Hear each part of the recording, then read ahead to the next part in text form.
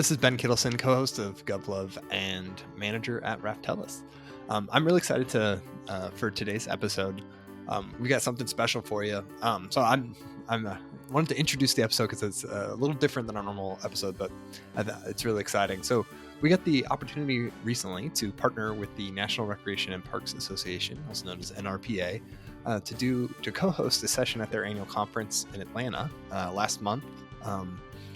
As you're listening to this, and we got to talk with a couple of great practitioners in the parks and recreation space, as well as a couple folks from NRPA about sustainability and climate action in parks. And so we're going to share that session as a podcast episode in your feed here in a minute. But I just want to give you a little background on the folks that we talked with, and then send you on your way. So the two of the practitioner guests were, the first was Rhodes, who's the director of Parks and Recreation for the City of Boulder, Colorado. She's actually a former GovLove guest, so you have to go back in the feed to find her last episode. But she's been in her current position since 2020 and has been in the department in various roles for more than 22 years. And so she had a wealth of experience to bring to this conversation. And then the other practitioner was Bernita Reese, who's the Director of Recreation and Parks for the City of Columbus, Ohio, position she's been in since 2022. Previously, she served as the Assistant Director in Columbus and was also in various roles in the Recreation, Parks, and Cultural Affairs Department of DeKalb County, Georgia. And she also served as the Director of Parks in Huntsville, Alabama. So she also had some great perspective. And then the other guest on the panel on this episode, and the other participant in the panel, was Michele White, who's the Senior Program Manager at NRPA. She's been at NRPA since 2008 and currently leads their Sustainability and Practice program. And so some of the practical training that they're offering to folks in Parks and Recreation departments on this topic, so is fun to get to know those three folks and have them talk about this topic. I co-hosted this panel and this episode you're about to hear with Court Jones, who is the co-host of NRPA's Open Space Radio podcast. He's also the Senior Manager of Digital Content at NRPA. So this was a collab with their Open Space Radio, which is a great podcast, especially for anybody interested in the Parks and Rec space. So you should give them a listen and give their podcast a follow. This episode will be, or this live recording will be published on both our feed here on GovLove as well as at the Open Space Radio feed. I hope you guys enjoy this session, and we're really excited about this partnership with NRPA. Thank you all for joining us at the 2024 NRPA Annual Conference. This is a very special episode of Open Space Radio and GovLove podcast. My name is Court Jones. I'm NRPA's Senior Manager of Digital Content, and I host Open Space Radio, NRPA's official podcast. Yeah, and I'm Ben Kittleson. I'm one of the co-hosts and producers of GovLove, which is a podcast from engaging local government leaders. And my day job, I'm a consultant for Raftellus. And so we are so excited that y'all are here. So for our audience, we're going to need you to scream real loud so they can know how packed this room is to hear this live podcast recording. So thank you so much for coming. We're pumped. Yeah, we are very excited. So first, we will introduce our esteemed guests. So down here we have Michele White. She's a Senior Program Manager for the National Recreation and Park Association and leads NRPA's Sustainability and Practice program. And then next to Court is Rhodes. She's the Director of Parks and Recreation for the City of Boulder, Colorado. And then we have Bernita Reese, the Director of Recreation and Parks for Columbus, Ohio. You'll be seeing Bernita a lot as we get closer to 2028, and we'll be in Columbus for this conference. So we're very excited about that. And we're excited to have all of you join us. So welcome all three of you to GovLove and Open Space Radio. Like I said, we're excited to get to do this, and we'll be talking most of this conversation about resilience and sustainability in parks. But we have a tradition on GovLove where we do a lightning round to get to know our guests a little bit, let you guys warm up, so we're not going in just to the content right away. So I'm going to start with Allie. My first lightning round question that each of you guys are going to have to answer is, what's your favorite piece of playground equipment? I love a good tall slide. Oh, yeah. So, since she said the slide, I'll go with something else, and I'll say the merry-go-round. Ooh. Okay. An oldie but a goodie. Okay. Yeah, you got to spin. Yeah. Yeah. Well, you kind of took mine there. I'm much more in the spinning, but I will say I also swings, really tall swings. So you can get that really long arc. That was the best. That's awesome. Yeah. I'm taking my toddler to parks now. She's finally like ready for it, and the swings have come back into my life, and I'm very happy about it. Yeah. There's joy in that. Yes. I'm very excited for the swings to come back to my life soon. Yeah. So, our next question, and this is always an interesting one. What was your path to local government? Allie, we'll start with you. I'm one of those people who found it. There's lots of people who are recreation studies or leisure studies. Majored in something like that. That was not me. I majored in history and Spanish because I loved that. I came back from studying abroad and spoke fluent Spanish, and so got a job in 1999 for $12.50 an hour, still higher than the federal minimum wage, but it was, a fortune. And after college, they recruited me and had incredible mentorship and development. And after 2 years, I was like, ugh.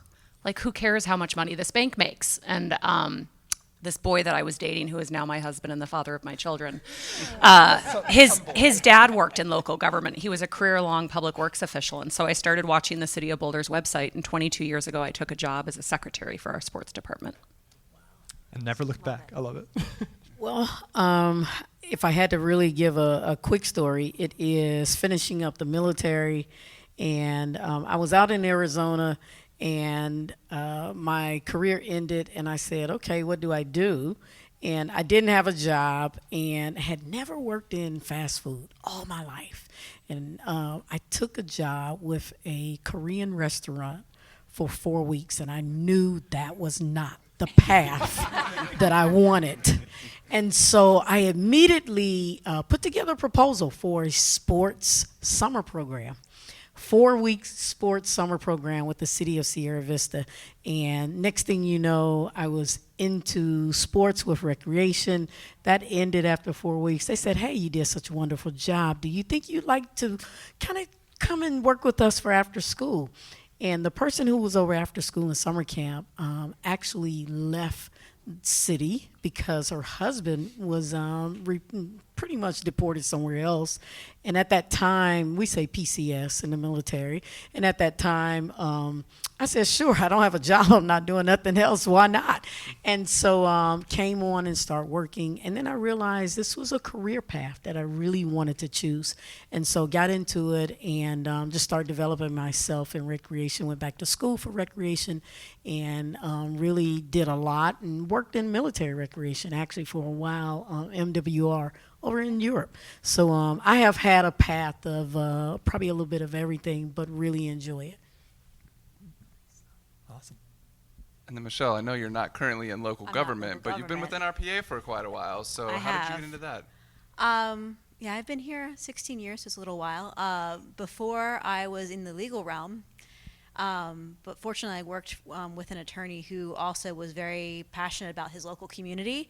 So I ran some of his nonprofits as well as doing legal work, and realized that I was called to the wrong profession through a school in all of my latter years. So I did a hard pivot and really looked at like how can I take my legal background and put it to good work. And I came to NRPA working with the board at first, and then I also grew up. I coached high school soccer through my years and did local youth sports soccer coaching, and also grew up in a rural context. So we had a farm, and it really was connected with the land. So through my work at NRPA, I was able to kind of get back to my early roots of connecting with nature, and I lived on a mountain, so there's a lot of all of that good stuff built in. So I'm very happy where I am in this position. It took me quite a while to navigate to this spot, but it's kind of connecting all those things that made you who you are. I think we find our way to those places.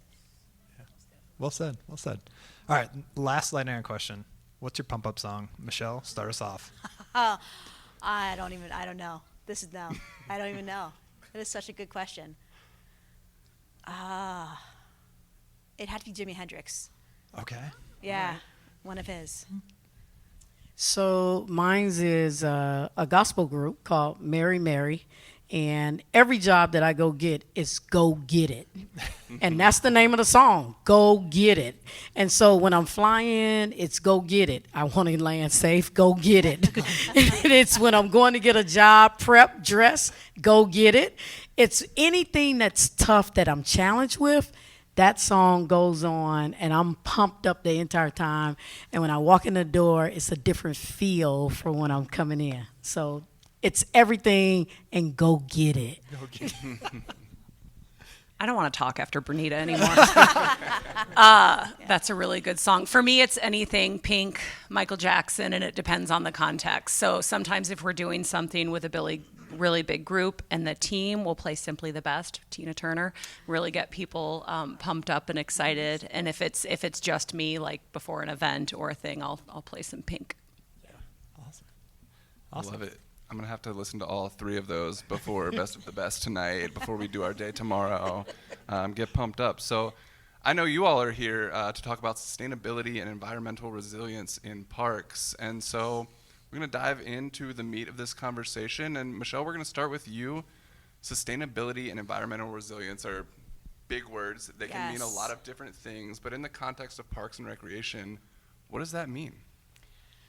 And that is not a question easily answered because it's so complex. There's a lot of things to it. We're going to get into it today in detail, but really when we're talking about sustainability, generally it's, meeting the needs of today without compromising future generations. So think about how can we make sure not only the spaces and the land that we are stewards of are going to be resilient and there for us now and doing those things we need, but as well as for our future generations, but also the people in our communities are also resilient through those things that we offer. So sustainability can touch a lot of different things, and it's somewhat of a complex nature of resiliency, the environmental sustainability, the triple bottom line of all those things that we do. And we're going to get really into the details of what that looks like in communities. So I want to keep it kind of broad because it's a very complicated question. Absolutely. And I'm going to follow that complicated question up with maybe a little more targeted one. NRPA's Sustainability in Practice program. We're going to be talking about that a little bit. Can you give a quick overview of what that program is and why it's important for park and recreation professionals? Absolutely. We've done a lot of work with agencies across the country around really promoting environmental resilience. How do we do this at the core? But also taking it from theory and focusing on what that really looks like in communities and making it easier to comprehend of how can you start this work, how can you build from it. So really put it into practices, policies, and plans. Sustainability in practice is meant for agencies who are really the beginning part of thinking, we need to move more into environmental sustainability, but how do we do that? How does that look like? And really focus on those core elements around what is environmental sustainability, what are those key aspects, those low-hanging fruit, those easy wins. But not only doing that, but talk about how you build plans, how you build partnerships, how you storytell, how you collect data, how do you even assess where you are in this space.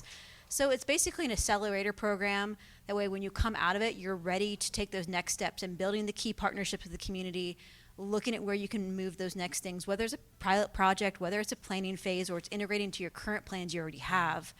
So we work with both agencies, and they bring a community-based partner into this cohort with them, and it is 16 weeks. And we support the CBO with funds for their time and commitment to that. And the agencies go through this together. There's 10 agencies and their CBOs in that cohort. So you're learning from peers, you're learning from set of experts. Allie's in the course was one of our experts. So it's really a wonderful time and place virtually to come together, learn from each other, and come out of it with the capacity to advance and sustainable efforts at the local community level. Yeah. Well, and I'd imagine a lot of the agencies y'all are working with have already been doing sustainability, but maybe haven't been calling it that. Is that the case? Are there places that are like, hey, we've been doing this work, we just call it something different? 100%. I mean, it's like, are you switching your LED light to LED light bulbs? Are you transitioning to like no-mo zones? All of these things are included in it, and it's understanding through the assessment process, you're absolutely doing this work. Every agency is. It's just they're not thinking everything they're doing through an environmental sustainability lens and adding that layer on, and it's really easy steps to move forward. So even having that conversation of realizing, oh, we are doing this and we are advancing this work is that discovery that, everyone's in this together. Awesome. Yeah, absolutely. And speaking of everyone being in this together, you mentioned Allie was in this cohort of the Sustainability in Practice.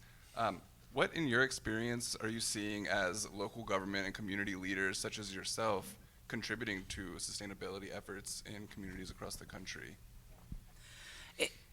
It's pretty cool that here at conference at NRPA is recommitting to the 3 pillars and equity being one of them. And I think one role we have, regardless of where you are in the country, is about advancing equity. So if we look at the impacts of systemic and structural racism, the impacts of climate change are hitting our lower income communities, our historically marginalized communities. It's hitting them the hardest. They are, if you are underhoused or no housing, then extreme heat and cold are impacting you more. If you, the wildfires and air quality impacts, those are impacting those communities so much more than others. And it is part of our work in advancing equity to make sure that we are centering equity in our sustainability work, and that applies to all of us. But then the rest of it is unique to your community. So where I live in Boulder, we have about 20% of the urban canopy is operated by Parks and Recreation in the city. The rest of it is all on private land. And so we can demonstrate and model leading practices. We can work with our nonprofit partner to help take care of trees. They're critical in our community for urban cooling, for carbon sequestration.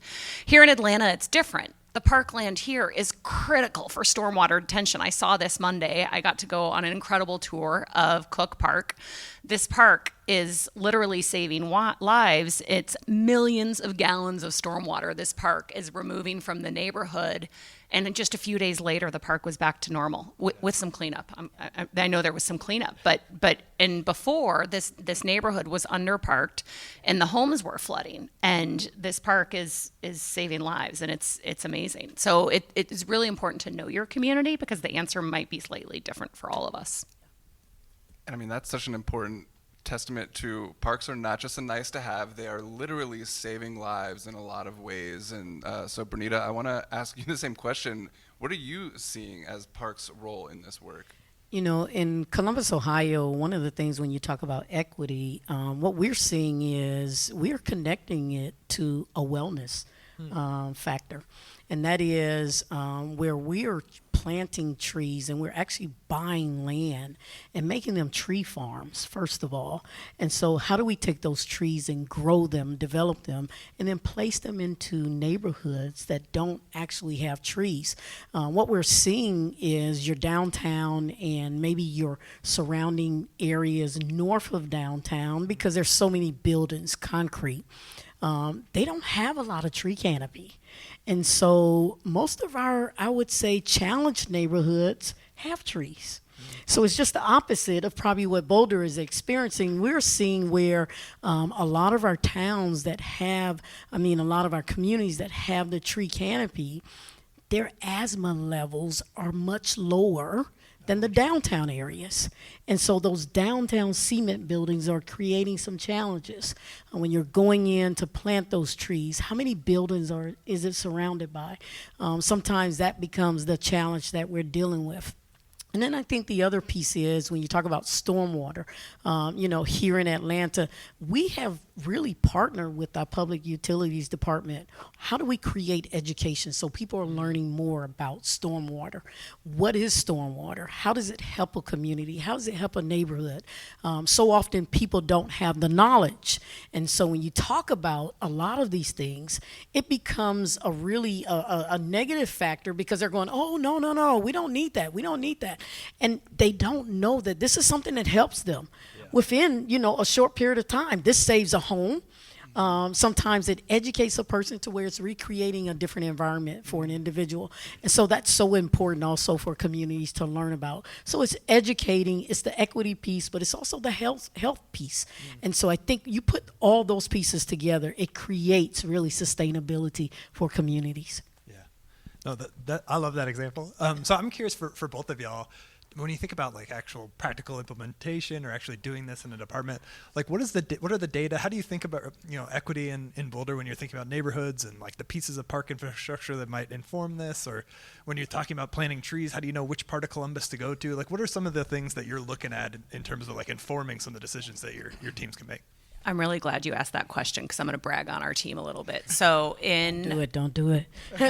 in 2021, when we were doing a needs assessment for our most current strategic plan, our team worked with, and we have a climate initiatives department. So we are grateful. We have experts in our organization who are funded by a climate action tax that our community passed in 2006. And so we have experts on our city team that help inform our work. So they partnered with our GIS specialists and they did some heat mapping of our city.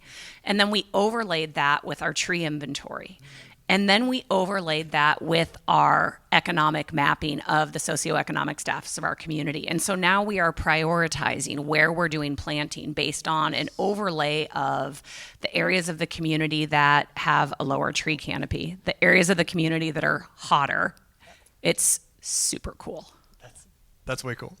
Well, She hit it. She hit it dead on the nail. Yeah. We are an urban forestry master plan, and so same thing. I mean, it's knowing the areas that you really have to really kind of tackle first, and I think it's all of that. Our team is conservation, but we also have a forestry master group, and then it's our design and construction. Even they are into the pieces that help out with this conservation and resiliency and sustainability, because our city has actually taken on a task to where we're reducing our carbon monoxide. Yeah. So our city has not just our department, but our city has actually taken on a challenge and say, we're going to create a department that's all about resiliency and sustainability. And so the city of Columbus has that department working, and we are challenged to reduce all of our carbon monoxide within the city by 30%, 2025, which is next year, and then 100% by 2030. So some real mean stuff that we're having to do here. And it's all about what you stated earlier, Michelle. It is light bulbs and it's HVAC systems, and it's converting some of our invasive plant systems to create, how do we reduce all this and make sure we're sustainable? Yep. Yeah, that's a great example. Well, and it sounds like to some degree it's informing maybe investments you would already make. It's just, hey, we're going to put it in this neighborhood because of this data, rather than, hey, this is what we heard from our communities, but as the squeakiest wheel or something. To the folks who can't see us, because this is a podcast, Bernita and I are both nodding vigorously, like that's exactly it, right? Like that's what we're doing. Yes, most definitely. Besides like urban tree canopies, are there other kind of investments like that you're that are being informed by this kind of data, or some of the even citywide priorities around climate and sustainability? So I think one of the major things is we're having to it's not just the tree canopy, but then it's our tree codes. And so often we create really in local governments. And how many of you all have those local government codes that were created 30, 40 years ago that we never go back and revisit? And so we're Isn't that all of them? Yeah. And so we're realizing now that our tree code was really, really an old tree code. How do we go and involve the community, and not just the community, but it is our legislation groups, and it's our staff, and it's those volunteer groups that come back and say, hey, we're willing to do this, but we're not willing to do that. So it's really the involvement of getting everyone involved kind of in what the day-to-day operations are, but also being a component, because you can have a staff of maybe 300-400 or 3, and you can't do everything. So how do you get the people from the community involved in these projects that really help you and help the system as you create really policies and different codes that will help you years to come? And I heard you mention legislators. Not everyone lives in a city where the city government, the officials are on board with this work or understand the critical nature of this work. What kind of challenges have you all seen, or what kind of secrets have you used to kind of get through to city leadership, to get through and get that buy-in to know that this work is so critical? So, Court, I don't know if you know anything about Boulder, Colorado, but Very little. That's I'm learning. that's not a challenge we face. Right. One thing I appreciated that we opened yesterday with the land acknowledgement for Atlanta. Boulder also acknowledges that our city sits on unceded territories of the Cheyenne, the Ute, the Arapaho, and that part of our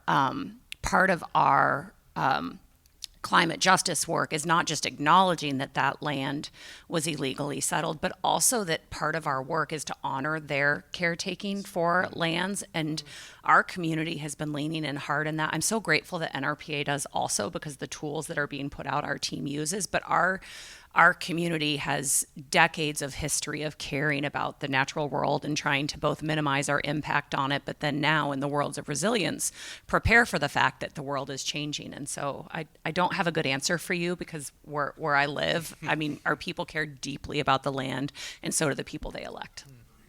If I had to just add anything onto it, it is knowing when you have support. And so often we work in departments and recreation, people don't know what we do directly. So they make assumptions. And some of those assumptions are, some of them can be correct, some of them can be wrong. However, when you have people who support what you do, it makes it easier. But one thing I think everybody can agree with, and they talked about it this morning during the panel discussion, during COVID, the one area that people were able to really understand, and that was getting outdoors. And I think if anybody had knowledge, it was realizing that was the one factor that recreation and parks became an essential piece of today's society. If they didn't believe it before, they had to believe it then. Every park was full. Our golf courses were full. Tennis courts were full. Skate parks were full. All of these outdoors amenities became really essential places to just relax. We couldn't go anywhere else. We couldn't eat, not at restaurants. We got sick of cooking. We got sick of looking at each other. Let's go and sit down in a park. Let's enjoy this green grass. It was all of those things. And I think that that's where really our legislation individuals start to look at, they're the ones that helped us through this whole time. And without that, it was really challenging for not just families, but young people, older people, for all of us. But it became a vibrant time for, I think, recreator professionals. Yeah. Well, and I was going to add, just because it's not a challenge I face, I think if that's the situation you're in, where you're eager to align with NRPA sustainability pillar or advance this work, and you feel like you've got to get some folks on board, I always talk about facts and feelings with our team, and I think Bernita just did a great job of talking about the feelings. Most people love parks. The data is clear that it's a nonpartisan issue. So I don't care what kind of elected official you have. If they're a champion of parks, they're likely to get votes just on that topic alone. The data around what parks do, even if it's not about addressing climate change, if that's if people aren't, but I actually think one of the first fully renewable cities in the country is in a red area of Texas, because it makes business sense. And so I think just looking at the kinds of changes you can make in your community, it may not be around the climate justice or addressing climate change. There's economic reasons, there's social reasons. So it's really just tackling it maybe sometimes from a different angle that you can help get some support. And I want to echo that. I think definitely, depending on the communities we talk to, either focus, tell the story in the lens that you will get the most support. If it's economic, if it's health, you do not need to lean into climate if that's not your thing. Find the voice in the story that hits home for who you're talking to. Yeah, no, that's a great point, because this climate work can have so many other impacts. And so being able to emphasize what makes sense in your community, it makes a ton of sense. So since you guys both mentioned there are climate groups or departments in both your organizations, can you talk more about kind of how you interact with them? Like how do they support your work? How do you maybe support the citywide work as well? Well, I actually thought they would be working with our conservation and parks team. But I have monthly meetings with these individuals, and I said, you all don't want to meet with the people that's doing the work, but it does help me understand the bigger picture. Yeah. where does our city sit at with really making sure that we tie back into how does this impact not just one department, but multiple departments? And so every department that we're working with, I talked about public utilities, but it's also public service, how we are aligning more sidewalks. So, making sure that people are accessible to trails, making sure they're able to walk versus hop in a car and go drive. So it's all about how does one department connect to another department to make sure that there's sustainability and that people are still getting out. It's all about wellness for us.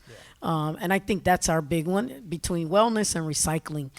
Between the two, and we do recycling of food, recycling of every item there is, but there's a lot of things. We have big, large festivals that we look at, and we take that on, and it's food recycling. And so all of these things we kind of look at. What are we at the end of the year? We'll come up with how many pounds of food do we recycle at the end of the year? How many types of bottles that we recycle at the end of the year. So it's all these different pieces. But I think it's mostly just how do we connect from one department, making sure that we work together, because they're trying to ensure that the big picture of the city is met. And then how does the dots connect from one department to another to capture the picture? Yeah, I love that. That's a great point. That it may not be your metric that you report on, that the amount of food waste that gets diverted from the landfill, but someone in the city is responsible for that, and so you can make an impact on it. That's great. Yes. Allie, what about you? I would add it's something we're maturing in our organization, despite having this decades of experience. We're really, as our climate department has three focuses. One is on clean, equitable energy sources. One is around a circular economy and just trying to keep goods in service longer, which I love how our world is doing that also, right? You see more and more park design projects that are around repurposing materials or reducing the embodied carbon, which is just what it takes to get something built, which is, I think, super cool. But their third focus is nature-based solutions. And this is where, again, when you talk about if there's maybe some resistance, everybody loves nature, everybody loves trees, and if they don't yet, they will when you teach them about them. And so what we're doing, it's multiple levels. One is that the partnership I have with that director, it's one of the ones that is most important because they have expertise. And so how do we set our teams up for success, and that doing the work sustainably is not extra work, it's part of our work. And that's what we're trying to imbue with our teams. And so right now, actually, it kicked off today. I missed it. They have brought in and funded with the university, or Colorado State University, their agriculture extension is teaching a sustainable landscapes course for teammates in our department. We've brought in some folks from the school district because they also have, it's all about, having healthy turf, having healthy parks without pesticides, with, all the different ways that you can do it. And so I feel like this is one I could talk about a lot because we're still figuring it out, but it's the alignment with the director. It's helping our team see that it is part of the work, that we don't just do the work, we do it sustainably. And we're still figuring it out, but I'm really excited because there's great teammates on all sides. And I think we all see this when you want to work with another department. It's just making the space to pick your head up from the grind of doing the work. And how could you do the work with someone? So Allie said pesticide, and that just bing, bing, bing, bing, bing. I was going to say, I was just about to ask about that. It's one of those things. You have advocates who are totally against it, and then you have some people who say it's necessary. And how do you balance that? And your users are probably demanding that turf be as good as it could be, right? They really are. I don't know if you're facing that, but we are. And so, it's having to, how do you make sure you are really kind of putting out the best, I would say, effort, so that people understand sometimes you are right at the edge where it has to be used, but then it's where it's used. And so it's some of those things that we're really challenged with. And so it sounds like you all are working a different system. See, now I got to get with Allie and find out how this is going. Because every department is different. Every community is different. But I will tell you, I've had one person to contact my office for like the last 2 years. Hey, I notice around this tree where my child plays at, you all keep spraying. And I said, but it's not a pesticide. But we're having to work the herbicides in our park system still. And they don't understand the difference. And so, her concern is about the child that's playing. Our concern is about we can't also let weeds build up. It is a ballpark. And so how do we work both pieces of it together? And I think that's important. Yeah. It is carefully, intentionally, and the education piece is huge. So we've been pesticide free in our parks for over a decade. And part of that is an education campaign. If you Google Healthy Parks, Boulder, Colorado, you'll see our webpage. And it talks about that we've eliminated the use of pesticides on all of our turf. So we do not use pesticides on our turf. We don't use it on our sports fields where the expectations are high. And it's because our team, they are experts in agronomy at this point. What do you do to keep the soil healthy when you're not using pesticides? And really the best solution for a weed-free field is really healthy turf.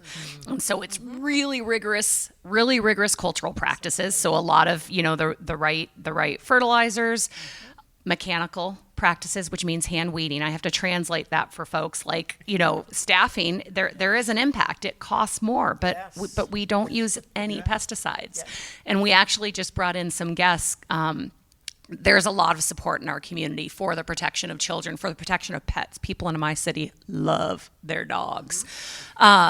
And so, for a long time, every spring, we would put out signs saying these dandelions are a sign of a healthy park. Like, we know I don't like dandelions either, but they're a sign of a healthy park because our ball fields get a much higher level of maintenance than just a city park. And you do see a lot of dandelions, but you don't. And in fact, one of our complexes won Field of the Year for the Sports Turf Managers Association, Pleasant View Soccer Complex, while being pesticide free. So it's possible. Yes, it is.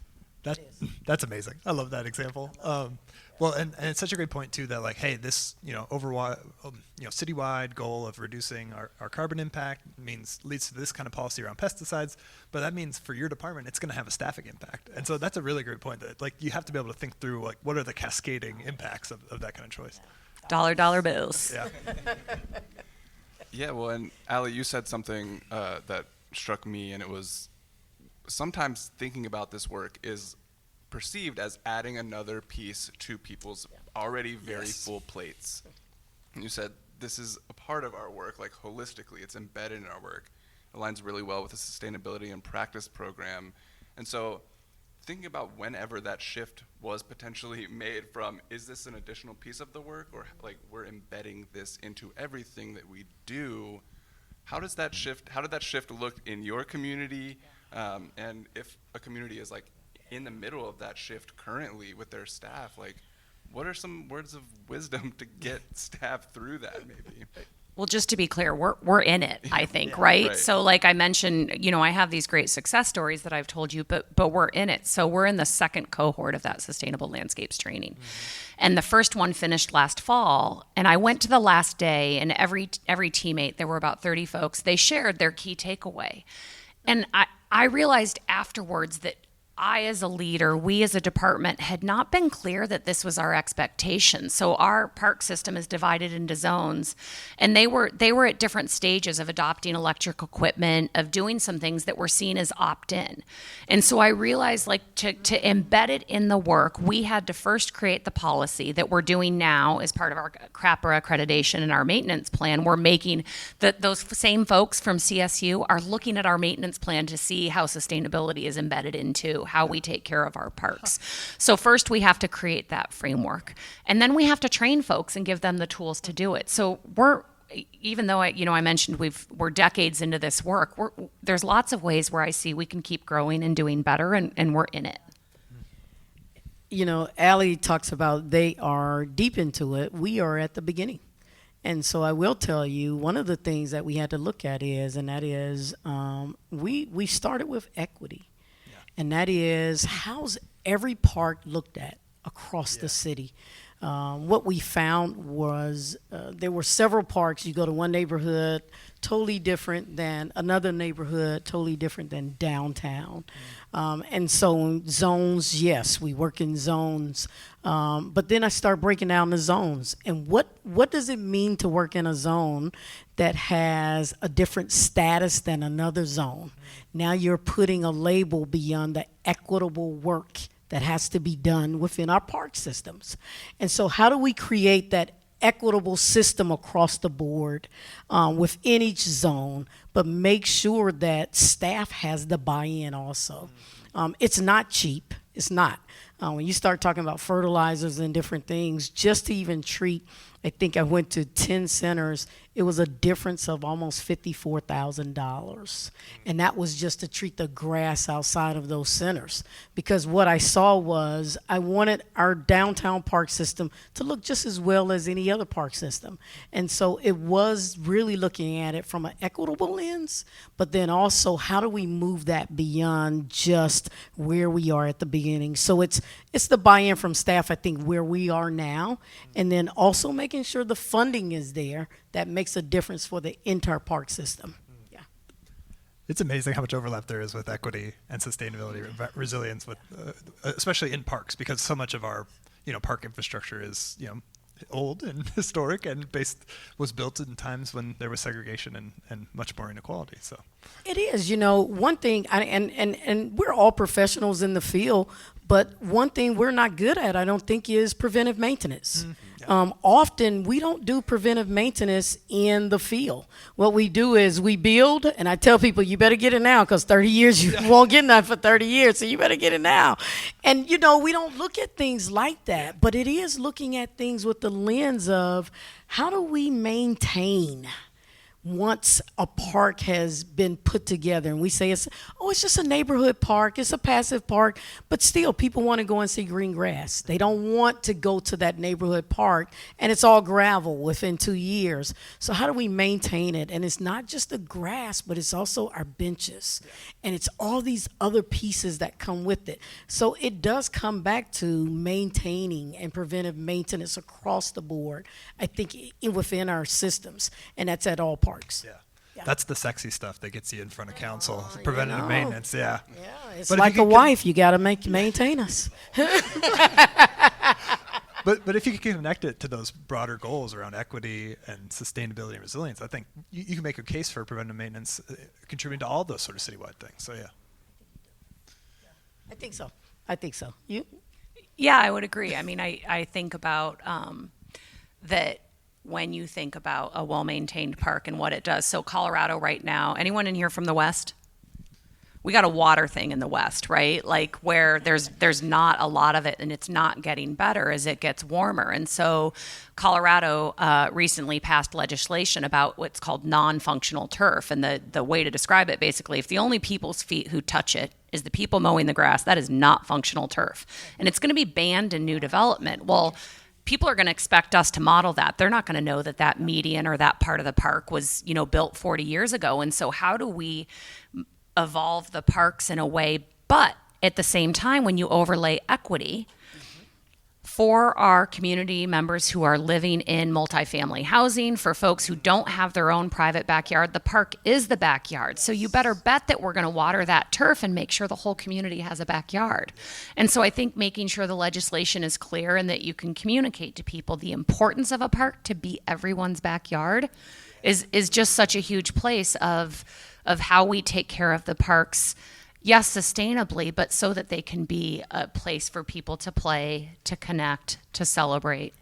I'm still in that everyone's backyard. Yeah. Yeah, I'm going to take that. Yeah. Well, non-functional turf, I love that phrase. I might have to take that home. So I'm curious, just to follow up a little bit on something you said there. Because obviously there's how can parks contribute to a city's citywide sustainability and resilience approach. But there's also, I think, parks and recreation in particular are going to be impacted by the impacts of climate change and your services in particular. So you talking about water got me thinking about it, but are there, things as you guys, look at what the impacts are in your communities, like what will that mean for, your outdoor recreation programs? What will that mean for, the kind of wooded areas we have in some of our parks? I don't know if you guys have thought about any of that in your communities. I mean, just a couple of weeks ago, we did a outdoor teen program for girls, and our water was 10 feet below our level. And so, here it is, we were going out to do kayaking and canoeing, but yet being 10 feet below your water level, you can't get out on the waters. And so the impacts of those little things, that's just a small one. And I think for about 4 or 5 weeks, we had been without water. And I'm looking around the room, I see a few people here from Columbus, but we had been without water and rain. So when I say water, rain. And so our grasses were starting to brown. And so it wasn't that pretty green look that we had. And how could we really kind of look at things different? Our flower gardens. And so it was not just flower gardens, but it was vegetable gardens. And it was all these different pieces that kind of elevated within our park system that became troubled. And then all of a sudden we had rain for 2 days, and they said we were still 8 inches below our level for the year. And we would never come back to that level within 24, but we're looking forward to 25. I guess we have something to look forward to. Yeah. I think if you look at any service we provide, there is something to think about how a warming planet is going to impact, how more severe weather is going to impact it. Our colleagues in Florida are so heavy on my mind right now as I think about what it means for their communities to be hit so hard by a hurricane just 2 weeks after another, and what does that mean for the folks who are unhoused or underhoused. So in Boulder, Colorado, we sit at the drainage way of 4 major creeks. We do experience major flooding. We experience wildfires. And when those happen, we are safe shelter for people. That's a role we've played for decades. Once a year for the last 2 years, we've also been a safe respite in frigid temperatures, because it is deadly if you are stuck outside and unhoused in a critical. And now we see more and more cities and their recreation centers providing cooling amidst increasingly warm and humid. And so the role of our wellness hubs, our community hubs, is changing. And so that's just the life safety piece. But then let's add in the physical and mental benefits that we provide in parks and recreation. So folks may be aware that a couple of years ago, our neighboring community lost 1,000 homes in a wildfire due to a wind event, a major wind event that happened on New Year's Eve, and many of our teammates lost their homes. Now, to avoid such a thing, and because of their dated infrastructure, our utility service is doing these safety power shutdowns. So they did this in April, where they preemptively turned off the power to prevent a wildfire. So I get that, but that meant that you had folks who didn't have any power. And so we saw folks showing up at the rec centers to take a shower. We saw folks saying, thank goodness you're open. One of our facilities was impacted, 2 were able to stay open. Folks showing up saying, I need to work out, I am so stressed out. And so again, it's not just about the life safety, it's the value of being able to relieve stress or connect with folks when things are going really hard. And I mean, thinking of the evolution of this work, like the impacts of climate change, we're seeing that they are continuing to get worse and worse. How do you, one, deal with the sense of dread that can bring, the exhaustion, the stress of thinking about the impacts of climate change, and then prepare for the evolution of this work? How do you do that? So I'm going to quote my colleague. Jonathan Cohen is our director of climate initiatives, and we talk about this, and there's actually a term now that they're talking about with our kids, and it's called eco-trauma, where they are so worried about the world that we are giving them and what it will mean for their futures, that it's one more thing that is impacting the anxiety we're seeing in our younger people. But Jonathan talks about, Mr. Rogers talks about that you can always find good people, and you can always find something that you can do. And I do have hope. I'm an optimist. Anyone who works with me will tell you that I'm maybe annoyingly so an optimist. But I have such confidence that so many of these issues are human created, that bright minds will solve these issues. And that's what I just have to think about every day. I think my biggest concern is staff. Yeah. Where we often, our world of service is all about people in the community. The one thing that we do is so often we serve until where do we take that break for ourselves? How do we recover? So, my biggest concern is always, how does staff recover in these hard times where we're dealing with opening up the centers, cooling centers, warming centers, being there, doing some of the extreme situations, fires and different things. And we just had one 2 weeks ago. And, here it is, 6 a.m. in the morning. We're opening up a facility so that people can come in and stay. And then we are 24/7 during that time. Just here recently, we had a fire, and it was funny. I walk in the office, and I'm pointing this way because Kenton is sitting here, the assistant director, and another community, suburban area, said, "Look, we only have one center. We're closing our doors. City of Columbus, you all handle it." And I'm going, "It's your people."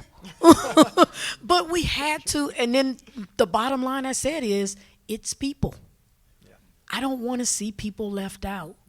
And so we opened our door to serve a different community. But it's all about, how do we still maintain a mental health, strong mental health of staff, making sure that they're able to really make it from one day to another. And I think that's one concern I always face. Yeah. That's a great point, because, public servants want to give, and especially Parks and Rec people. Yes. And so making sure they take the time for themselves so that they can then turn around and help the community. That is correct. Without that, we all fail. We all lose, because, you think about staff that may mentally have breakdowns and different things, but then how do they go from day to day? And you want to make sure they're strong enough for the community as well. It's that put your own oxygen mask on first before putting on the others. Yes. Yes. So thinking about the future, what are some innovations, sustainability in local governments and in the field that you guys are looking forward to, or want to talk, or that we haven't talked about already? I don't know, Michele, if you want to start us, but things that you see as coming trends that our Parks and Rec and local government professionals will be dealing with on this topic. I think one topic that came up is carbon mitigation. So really looking at, if meeting those carbon goals in communities, I think that's an area that many people are playing in some sort of role in, but it's evolving, it's building, it's our understanding of what carbon means in our spaces, and just defining what it even means in parks and how we can help in that space. And then I think there's just some simple solutions. There's always, when we're talking to agencies around net zero buildings or new technologies, there's always new companies and new technologies coming out to meet those needs of geothermal, solar, and just keeping up to date with what some things out there that are really useful, that are reasonable to be implemented. This is a complicated question, so I'm really looking forward to what they're saying, because I've heard so much from different agencies, but there's so many things out there that are so cool and so new coming into trends. I say, Columbus, we have the one and only net zero building in the city there. So definitely feel good about that. But then I want to say, one of the things that we're really focusing on more so, and not just even within our buildings that we're building, but it's around the city, creating solar panel farms. Right now, we're building buildings where we are actually putting in solar panels. How do they maintain even without electricity? And so really creating that resiliency hub center when communities are without electrical or without some of those utilities that they can't survive on, they can actually come to a center that has lost power but yet still maintain off of solar and make sure that they're able to still serve the community. I think that's one of the initiatives that we're headed to. I see it more often. We're building a building now. We're not putting in the panels, but we actually have all of the hardware for the panels to go in. And so it's making sure that we're able to just kind of maintain in the future use, I think, of the buildings. Yeah. I don't know if it's funny to call it an innovation, because it's a centuries old thing, but the focus on nature-based solutions and trees are having a moment, right? Like the federal funding, the storytelling about trees, I think that is so exciting. Because our forestry team has made me, I am such a lover of trees, and it's one of my favorite things anywhere I go, to see just the incredible trees and the innovation that, the change in the conversation happening around the importance of the urban canopy, I think is very exciting. The other one that I am following with fascination is my family got our first electric car is the electrification conversation. Like that not just from the clean energy, but they're quieter, reduce maintenance. Like the fact that these things, don't have all the moving parts in a combustion engine, they're going to last better. Like I think there's going to be a tipping point on this that's going to save us all a lot of money. So are you all putting in electrical chargers? Well, that's the challenge. Yes, So, we have chargers at our facilities. Yeah. We have this innovation is exciting to see what happens. So we have our urban ranger team has a Lightning, which is super cool because they do a lot of just in town mileage. But the charging station at the rec center just broke, so now they're like driving a few blocks away, and so like the charging infrastructure isn't there. And then the other thing is our parks team, they hooked up a trailer and the capacity dropped by like 60%. So like the tech still isn't there for, where we have to trailer mowers to different parks. A Lightning is not going to cut it. But so like, and we have a large hybrid groundsmaster at our golf course. Some of the technology isn't there yet, but it's coming, both on the charging piece, because across the country, we're not there, folks, to have every vehicle be electric.